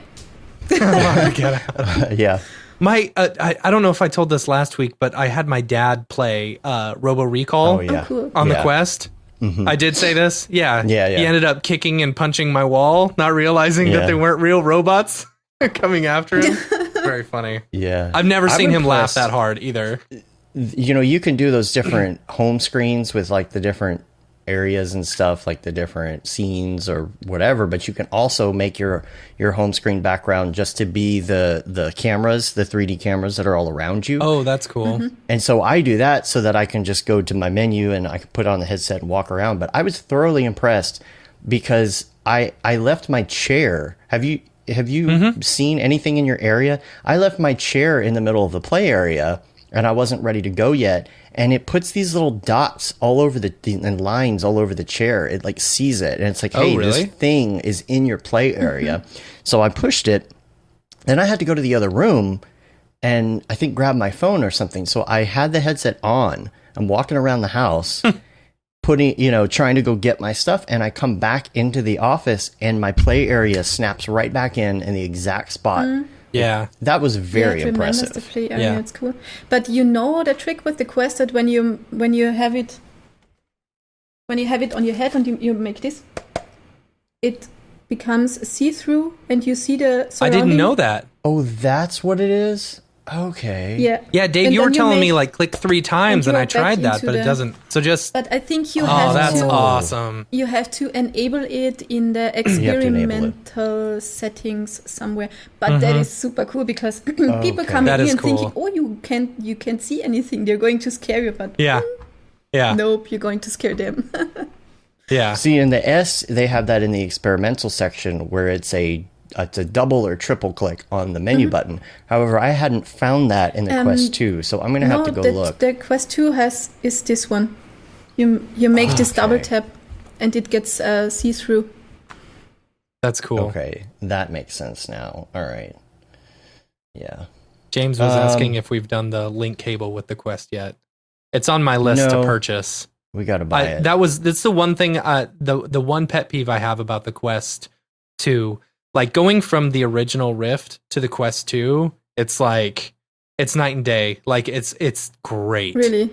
You know, Oh my but the God. biggest thing that I don't like is that that it runs out of batteries so quick, you know? So I think if I have the Quest Link cable, one, being able to play my original, you know, Rift games, as well as being able to just keep it powered all the time, you know, will be nice. 90 hertz mode, huh? I know you don't have to have their cable, but I've looked on Amazon, you know, and they've got like it's like half the price of whatever Oculus is running. But then there's reviews that say, oh, it just didn't work for me. You know, I'd rather just go name brand. And then if it doesn't work for me, I'll be like, WTF, Oculus. I think I'll try the cheap one because I could always use a long USB-C cable. Yeah. Yeah. Yeah, I tried it try with that just some USB-C cable and it wasn't really working. Yeah. So I wonder what the difference is. It must have to do with the speed of the cable or something. I don't understand it. It's like when you get a knockoff iPhone charging cable. Yeah, and it says, oh, this one is not compatible. Like, yeah. Okay. Not charging. Yeah. Yeah. Now, I've got a list here from you about some tips and things. Now, you already talked about finding your inspiration and quieting your mind. But you also have a couple other things here. Number 2 is your technique on making important life decisions. Did we touch on that? Nope. This is something I get asked very often when I tell the story about how I canceled like the job back then and stuff, and people were how do you know this is going to work out? And like, I didn't know it, but when I developed this technique, and I would like to share it with you and try it out for yourself and tell me if it works for you too. So if I don't know, so I'm in a situation where I don't know which direction to take or what decision to make, I imagine myself with 100 years old, like super experienced and wise and stuff, and not too excited about the wrinkle part, to be honest, but then I imagine what my 100-year granny wise self would want myself to do in this very situation I'm now in. And this is super funny because when you are in the situation of making a decision, you're like filled up with all these emotions and adrenaline and stuff, and you cannot really think clearly because you're kind of afraid. You're facing a situation that is uncertain, and so your brain goes into this prehistorical mode where it wants you to run or to fight, basically. So you have not enough blood in your brain and stuff for those decisions. But if you do this visualization, or if you imagine this, you put yourself out of your brain, you activate the prefrontal cortex, which is the region in your brain that is responsible for making decisions. And by putting yourself out, you can look at your situation from the outside and have a clear way to say, I will go this way or that way. And you know what I found, what's super funny is that most of the time when you try this, the answer will be to do what scares the S out of you the most. That's super funny. And so following your fear seems to be a pretty solid way to become that best superhero version of yourself somehow. I can imagine, like, you know, people are probably less inclined to do something that scares them like that, you know, because of the whole fear factor. Yeah, exactly. You know, because when you think about this, your fear, so your brain is programmed to keep you from doing things that are certain and you are afraid of. Because think about it, 65 million years ago, this being afraid meant going outside the cave, getting some fruit or whatever, and probably gotten being eaten. Was this correct? Yeah. By a T-Rex. So back then, this made total sense. But nowadays, you are afraid to get this new job. You're afraid of your new boss or pitch your idea to a potential investor. But no potential investor is going to eat you. Right? Just don't pitch to Hannibal Lecter, so you're on the safe side. It sounds really similar to a bit of advice that I heard this week. Really? Is that when you're in that situation, you step back and imagine your situation and your life as a movie. Sounds pretty much the same.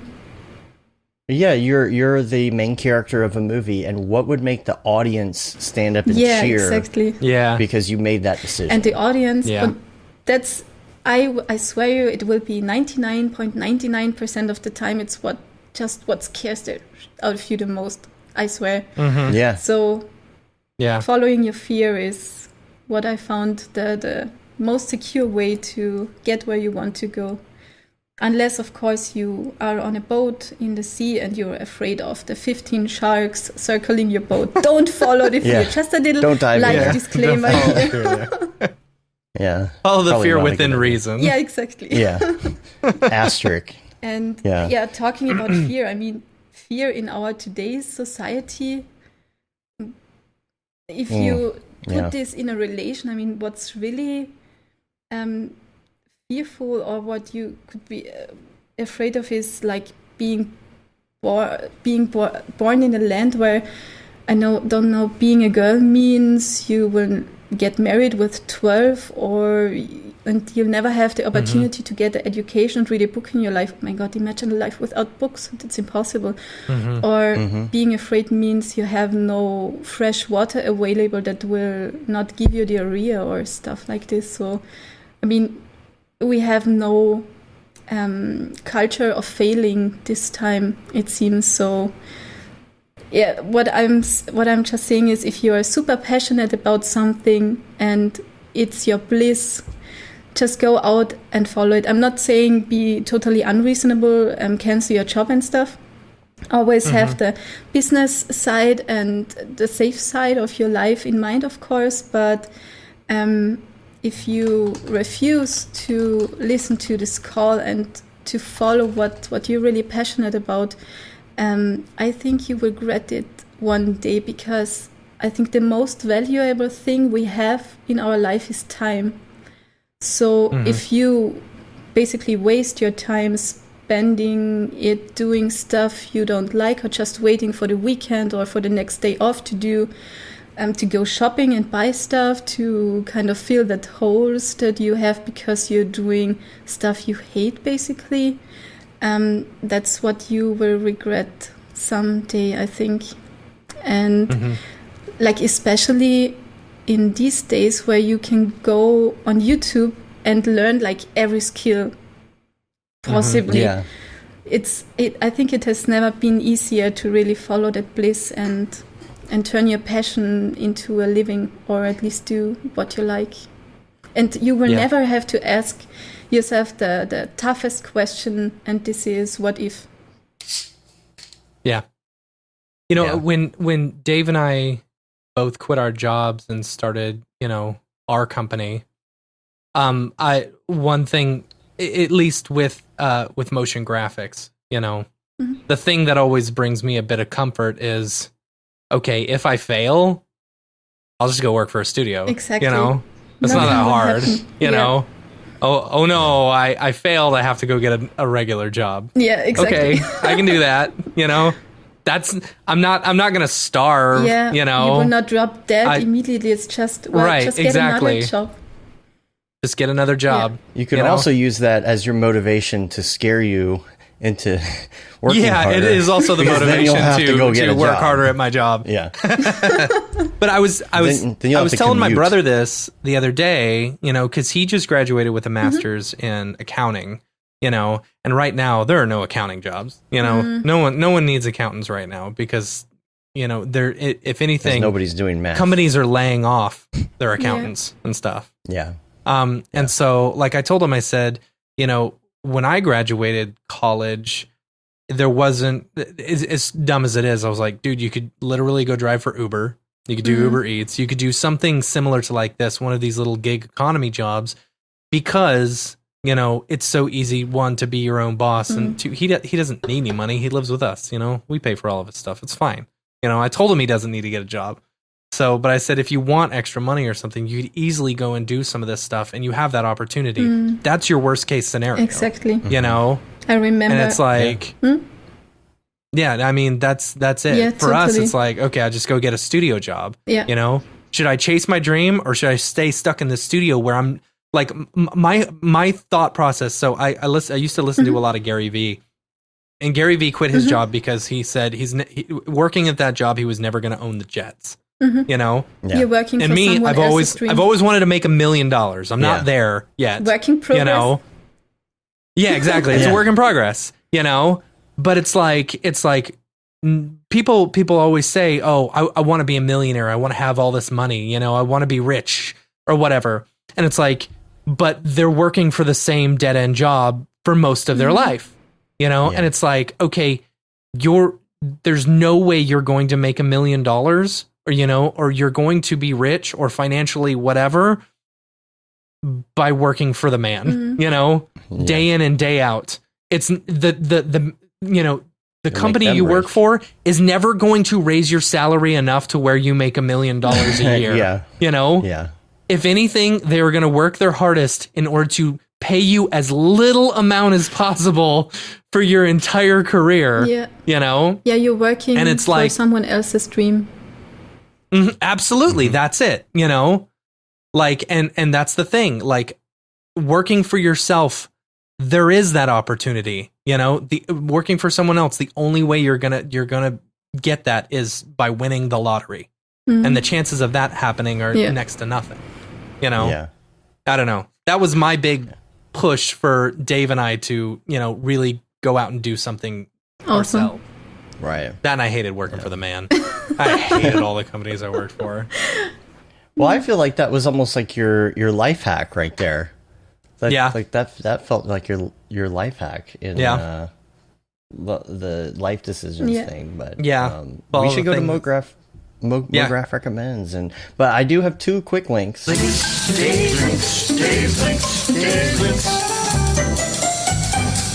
links. I just wanted to mention, because Joey was on last week, he was talking about the update to Avant Form, which is up. It's oh man, the site's looking so good. Yeah, so good. Haven't gone yet. So, I'm gonna go right now. Yeah, you got to check it out. Got that Beeple render on the front page. Oh, nice. Yeah, nice. Yeah. And then also, I did want to mention that Sashia got an award. Yeah. Congrats, Sashia Dumont. For best screenplay for their film A Vital Sign. A Vital Sign? Yes. A Vital Sign. I got that right. Yeah. Congrats to the Go Gorilla Filmcast team.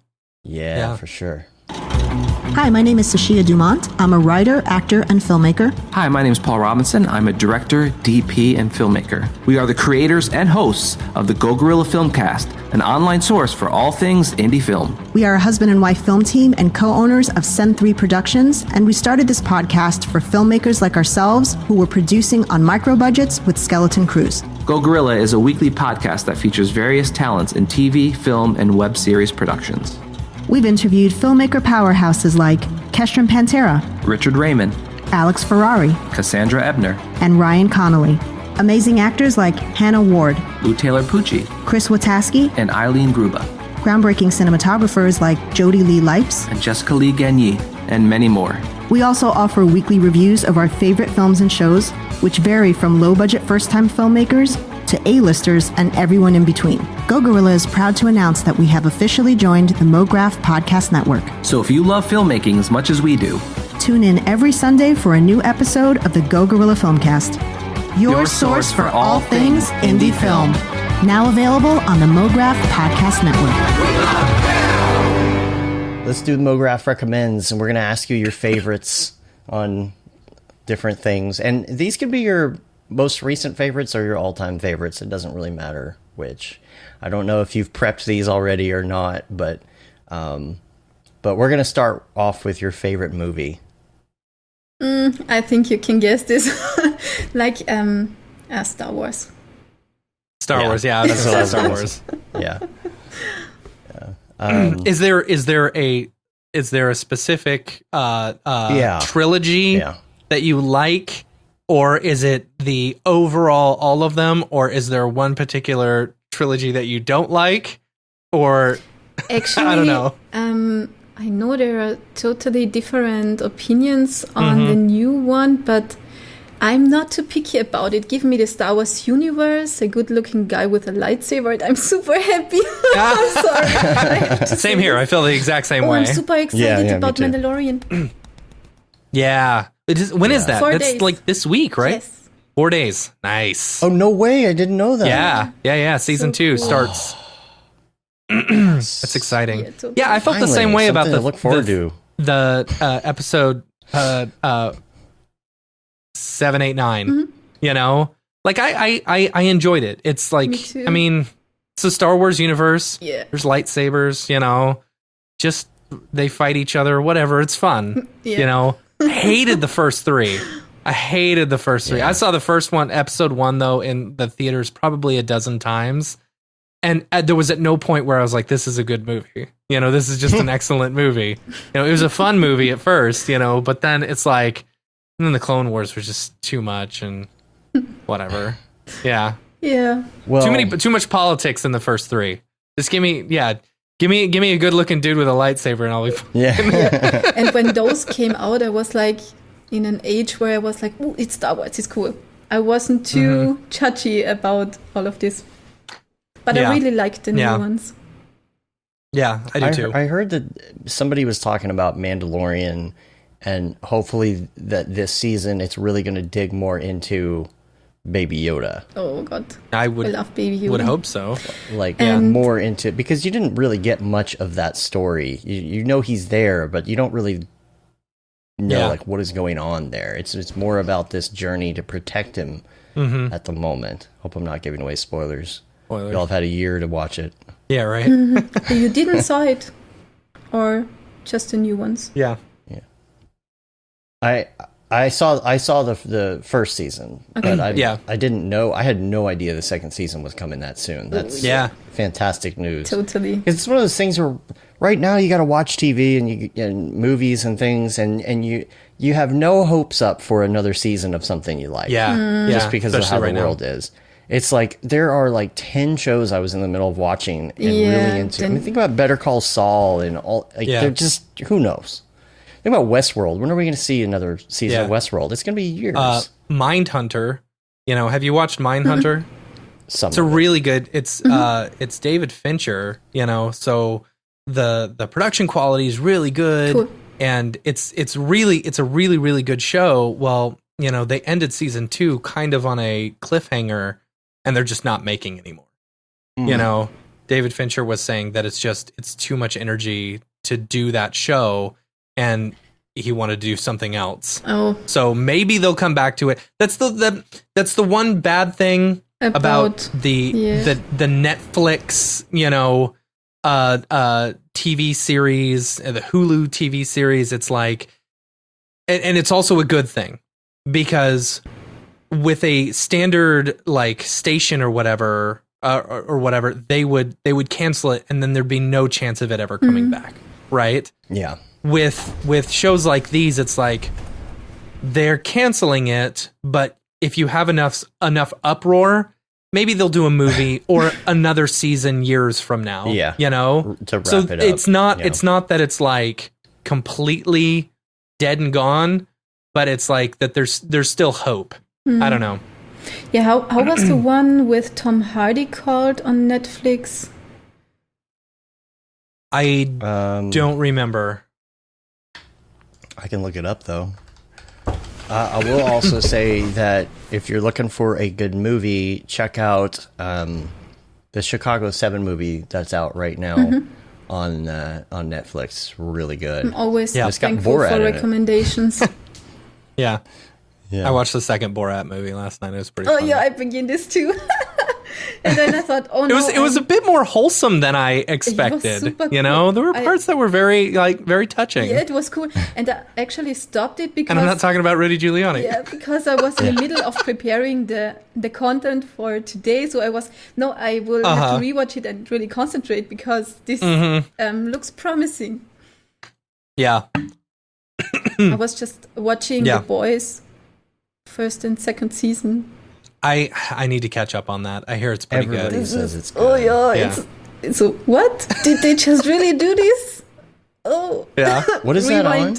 It's Amazon, right? yeah, Amazon, Or is it? yes. Yeah, Amazon. It's super okay. interesting, and all these disclaimers at the beginning, graphical, star. Oh, okay. Yeah. And then I didn't even know the this premise. is going to be a good one by the number of the warnings they have at the beginning of each. Right. Yeah. each episode. That's funny. So you know it's good. Yeah. All right. Let's look at some other stuff on the list here. I think. Well, okay. Let's switch it around a little bit. Let's go to TV show because we are talking about TV shows. Stand by, Kevin. But what is your favorite TV show right now? Oh, I'm watching real TV very seldomly. Yeah. To be honest, before But I watch a normal TV show, I rather watch some tutorial on YouTube. Right. So David Ariev tutorials. Yeah. Right? Oh yeah, I love his tutorials. Yeah. Fan. Yeah. That's funny. Yeah. Yeah. Right here. You're gonna have to call in on the Halloween. Yeah. I totally. Friday. Yeah. I'm planning on do this, and the Yeah. Jules Yeah. Urbach version. I'm looking forward to. Oh yeah, that's right. Mm-hmm. Let's see. So, I mean, TV show. It's not necessarily TV. I mean, I guess like The Boys counts as a TV show because it's Yeah. episodic, right? So that could Then count. Mandalorian will what count about- too. Oh, Yeah. Yeah. That's true. Yeah. What about music? What kind of music are you into? I'm listening to almost every music. Is totally dependent on the mood. Like, for example, the first band I was singing in was called the Shaved Wookiees Orchestra. Literally, Shaved Wookiees Shaved Orchestra. Wookiees? the Shaved Wookiees Orchestra. I love the name. But we were all Matt, dressed that sounds up like properly. something you would be into. What? Oh no, It it's sounds like it's something so Matt would long look it ago. I up. don't know if you will find anything online. That was pre-smartphone area. Yes, I am that okay. old, Oh, actually. And I think. but well, I'm listening to everything, and lately I had a funny situation where I was doing the visual effects for a movie, and I had a shot with an old man who was supposed to be a corpse, but 2, 3, 4 weeks old, so really nasty. And I had to retouch him and track all the nastiness and stuff. And so I had my monitor set up with combined 83 inches, and I had all this very graphical stuff of corpses, and I was like, oh my god. And then I was to the retouching and VFX, and I had my Disney playlist super loud to stay sane and not going too long. And That's funny. my morning shower playlist is The Greatest Showman. Loved that movie and the songs. So cool. So, Yeah. That's but funny. I'm listening System of a Down, Rammstein, and I'm totally into soundtracks. Du hast. So basically everything. I've seen Rammstein in concert. It was fun. They have like Really? Yeah. cool, Yeah.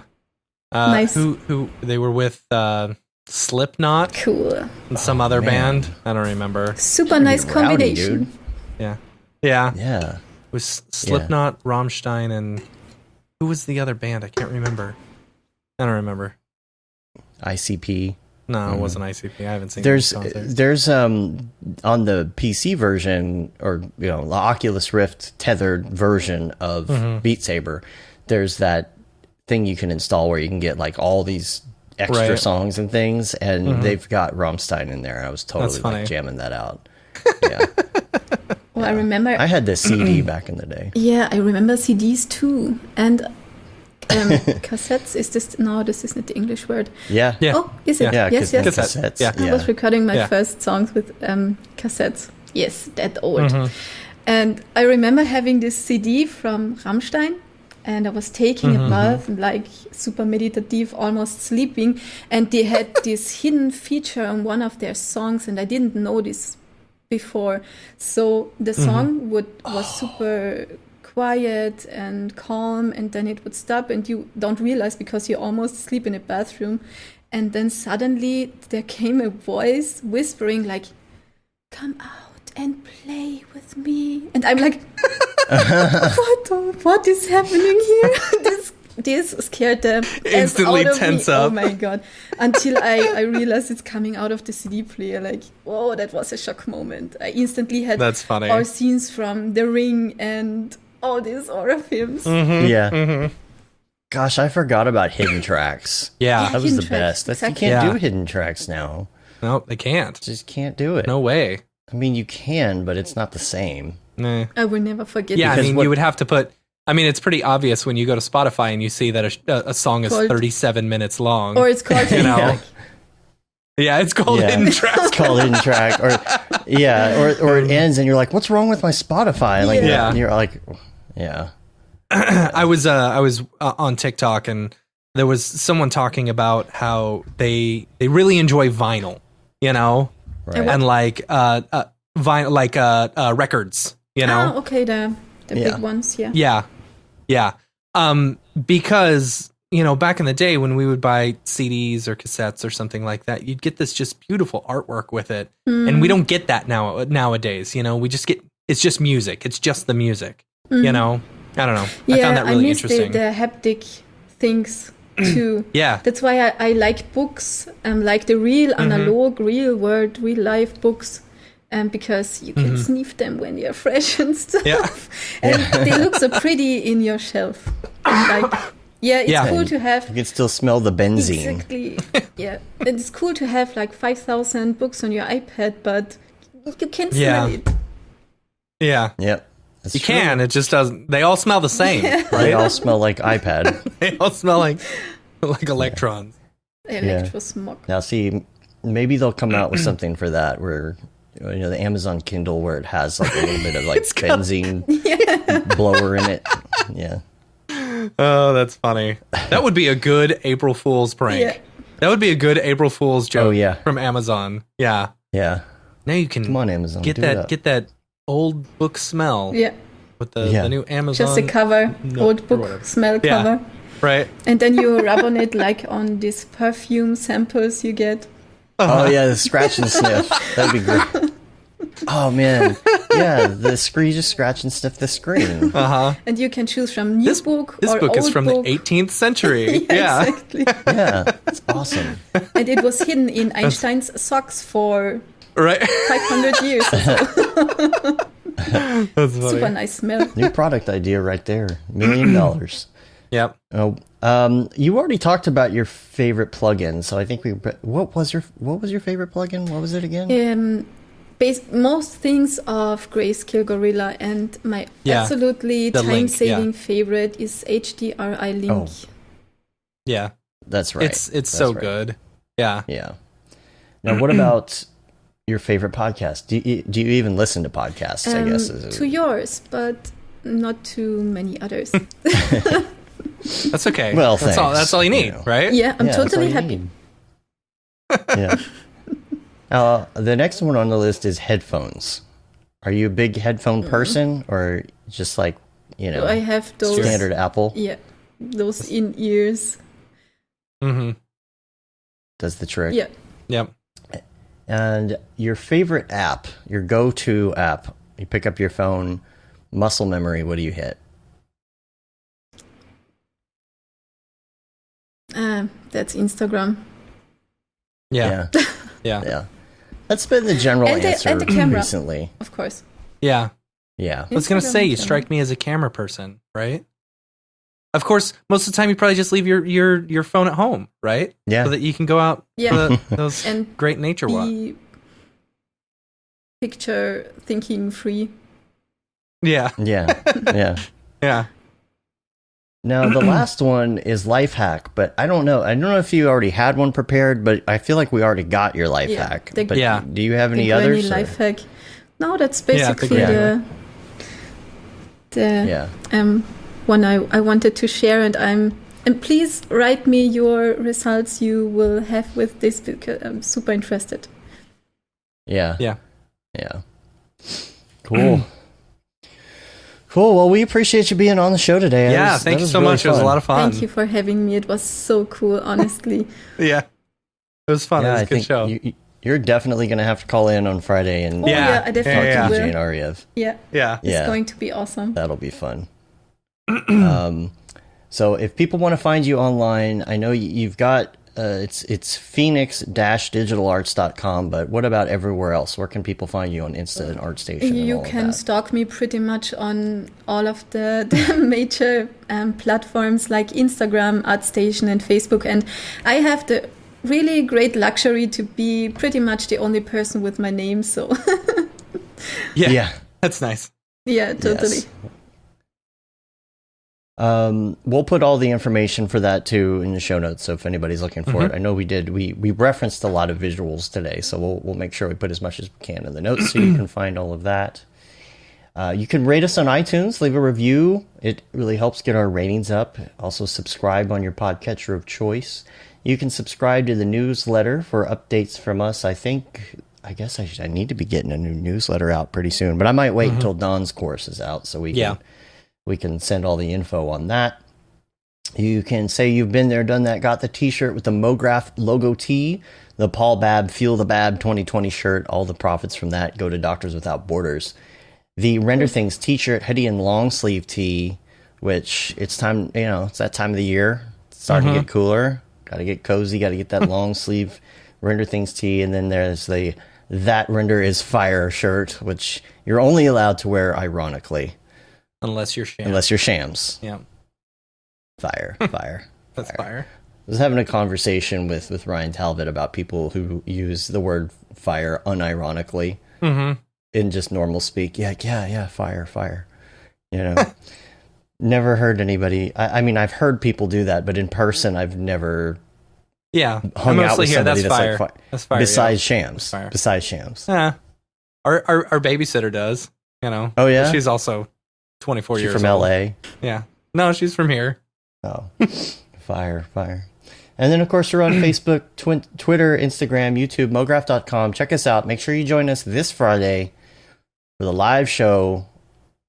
That's mograph.com/live. Or you can subscribe to us and ding that bell for updates. All of our upcoming live shows are listed.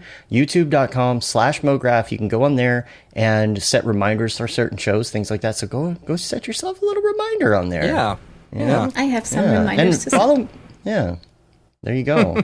Follow me on Instagram too. I've got a new account. Well, not a new account, but just kind of a new account that I haven't really been doing much with. But I've been posting some stories on it this week and a little accidental render that I did. And check me out there. I'm Mograph Dave. Yeah. It's easy to remember. I'm right? _ Matt Milstead. Yeah. Got to get a little follow action on our personal accounts too. It'll be fun. Maybe we'll post some videos of me and Matt playing multiplayer. Yeah, right. On Beat Saber or something. I don't know.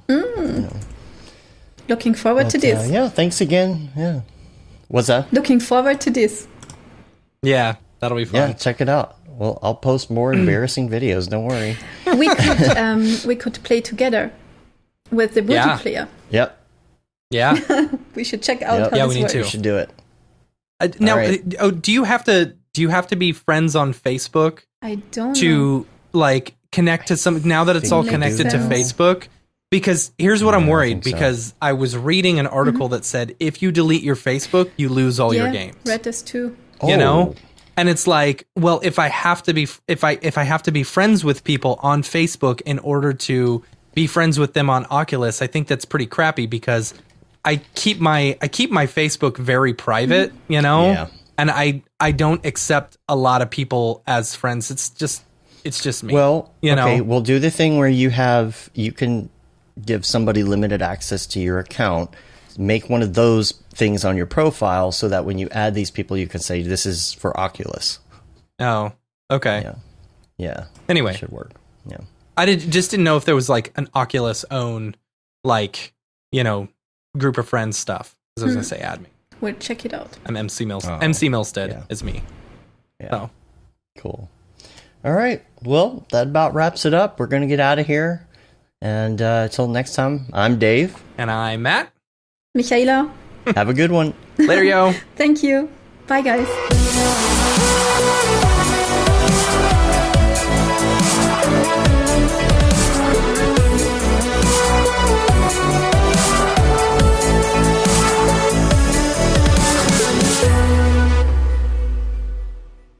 It's pretty good, I guess. Mograph.com, an online resource for motion graphic artists. Start your week with the Mograph podcast. Industry news, interviews with your favorite artists, and terrible humor. Watch live shows and interviews from Mograph events like NAB, SIGGRAPH, Half-Res, and local meetups. Our Mograph Talks feature live demos and motivation from artists all around the world. Sometimes you gotta make stuff that you're not gonna put on your reel, and I'm not here to judge. What if Rick and Morty show up for the countdown at midnight? That's where I peaked in life, in my career. We gotta stop this thing, Rick! It's gonna kill us all! Hear from the people that create your software, design your render engines, and artists that are changing the face of modern motion graphics. You get that render done. Yeah, you better frame what? Mograph tutorials and online classes will teach you about Cinema 4D, After Effects, as well as other popular software and render engines. Throw in the HDR Studio, take the render settings, pick the HDR, put in a reflection, and gorgeous. Branch into new software, learn time-saving tips, techniques, workflows, and lessons that'll keep you up to date in the world of motion design. Oh, brother, those are some of my favorite elves. I love projects that scare me. When our art director comes to us and asks for something that I had never done before, man, it gets me pumped. Join the conversation in our live sessions, check out our plugins, or join the hundreds of daily active users in our Slack channel for technical help, advice, contests, or just to joke around. Real nice banana. Ah, that's so funny. All right. I'm gonna live forever. Subscribe today and get the latest updates on our YouTube and other social media channels. Take all your dreams and just do it! We don't care how you get here, folks. Just get here. Subscribe to Mograph.com.